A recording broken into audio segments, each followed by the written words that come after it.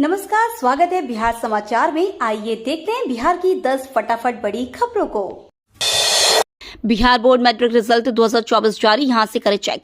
Bihar board 10वीं की परीक्षाएं 1 फरवरी में आयोजित की गई थी। परीक्षा खत्म होने के बाद से स्टूडेंट्स रिजल्ट का इंतजार कर रहे थे, लेकिन अब रिजल्ट ऑफिशियल वेबसाइट results.biharboardonline.com पर जारी कर दिया गया है, जिसके बाद स्टूडेंट्स अपना रोल नंबर व रोल कोड इंटर करके रिजल्ट चेक कर सकेंगे।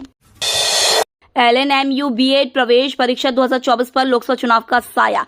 बीएड प्रवेश परीक्षा पर लोकसभा चुनाव का साया मंडरा रहा है। ललित नारायण मिथिला विश्वविद्यालय की तरफ से बीएड प्रवेश परीक्षा संभावित तारीख 30 मई तय की है, लेकिन 1 जून को पटना, आरा, बक्सर और सासाराम जैसे जिलों में लोकसभा का चुनाव है। बीएड की प्रवेश परीक्षा अमूमन सभी जिलों में होती है। 1 जून को चुनाव होने के कारण परीक्षार्थियों को आने जाने में परेशानी का सामना करना पड़ सकता है। बिहार कांग्रेस में उम्मीदवारों का ऐलान जल्द। बिहार में सीट बंटवारे के बाद कांग्रेस ने उम्मीदवारों के नामों को अंतिम रूप देना शुरू कर दिया है। पार्टी अध्यक्ष मल्लिकार्जुन खड़गे की अध्यक्षता में रविवार को केंद्रीय चुनाव समिति की बैठक हुई। इसमें बिहार की सीट पर प्रत्याशियों के नाम पर चर्चा की गई। पार्टी बिहार में राष्ट्रीय जनता दल और लेफ्ट के साथ गठबंधन में चुनाव लड़ रही है। महागठबंधन में पार्टी के हिस्से में 9 सीट आई है।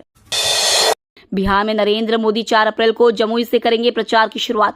लोकसभा चुनाव 2024 का आगाज हो चुका है। पहले चरण के लिए 19 अप्रैल को मतदान होगा। बिहार की 4 सीटों पर भी पहले चरण के लिए मतदान होगा। एनडीए की ओर से औरंगाबाद और नवादा में बीजेपी के उम्मीदवार मैदान में हैं। इस बीच प्रधानमंत्री नरेंद्र मोदी बिहार में अपने लोकसभा चुनाव प्रचार का अभियान 4 अप्रैल से करेंगे। ऑटो ड्राइवर की बेटी ने हासिल किया 9वां स्थान। घर से 30 किलोमीटर दूर जाती थी स्कूल। बिहार विद्यालय परीक्षा समिति ने मैट्रिक परीक्षा का परिणाम घोषित कर दिया है। इस बार परीक्षा में टॉप 10 की लिस्ट में 51 स्टूडेंट शामिल हुए, जिसमें रोहतास जिले की भी बेटी अंजलि पलक भी शामिल है। अंजलि ने पूरे बिहार में 9वां स्थान और जिले में पहला स्थान प्राप्त कर अपने परिवार के साथ साथ जिले का नाम को रोशन किया है। अंजलि रोहतास प्रखंड अंतर्गत PPCL अमझौआ विद्यालय की छात्रा है। पटना में कार सीख रही महिला ने 5 लोगों को मारी टक्कर। ट्रैफिक पुलिस ने लिया एक्शन। राजीव नगर थाना इलाके के दीघा आशियाना रोड में रविवार को कार सीख रही युवती ने 5 लोगों को टक्कर मार दी, जिसमें एक व्यक्ति गंभीर रूप से घायल हो गए। घायल को इलाज के लिए एक निजी अस्पताल में भर्ती कराया गया है। वहीं टक्कर मारने वाली युवती कार छोड़कर फरार हो गई। इसको लेकर स्थानीय लोगों ने जमकर हंगामा किया। सूचना मिलते ही पुलिस के वरीय अधिकारी वहां पहुंच गए। यातायात पुलिस ने कार को जब्त कर लिया। नगर पुलिस अधीक्षक मध्य चंद्र प्रकाश ने बताया कि मामले की जांच की जा रही है। बिहार में कांग्रेस के दिग्गज नेता ने दिया इस्तीफा। पप्पू यादव के चलते छोड़ा साथ। चुनाव से पहले बिहार में कांग्रेस को बड़ा झटका लगा है। बिहार कांग्रेस के पूर्व अध्यक्ष अनिल शर्मा ने पार्टी छोड़ दी है। राजद से कांग्रेस के गठबंधन और पप्पू यादव की पार्टी में एंट्री को उन्होंने पार्टी छोड़ने का मुख्य कारण बताया है। इसके साथ उन्होंने बिहार में जंगल राज के लिए कांग्रेस को भी दोषी बताया है, क्योंकि उसने राजद का साथ दिया है।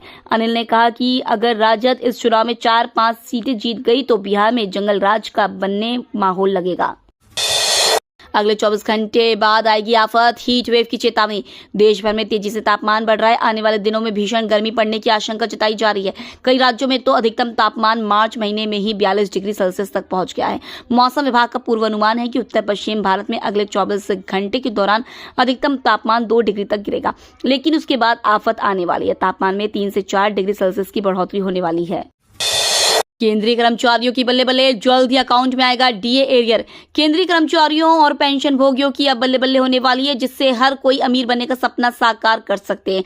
आपके घर में कोई शख्स केंद्रीय कर्मचारी है तो फिर मौज आना तय है। सरकार की तरफ से जल्द ही अटका पड़ा DA एरियर का पैसा खाते में आने वाला है, जिसका फायदा बड़ी संख्या में लोगों को होगा। इसके अलावा सरकार फिटमेंट फैक्टर में भी इजाफा करने का ऐलान कर सकती है। इससे बेसिक सैलरी में रिकॉर्ड तोड़ बढ़ोतरी होने की संभावना मानी जा रही है। भोजपुरी सितारों का बिहार के बाहर जलवा। सूबे में पार्टियों ने किसी को भी नहीं उतारा मैदान में।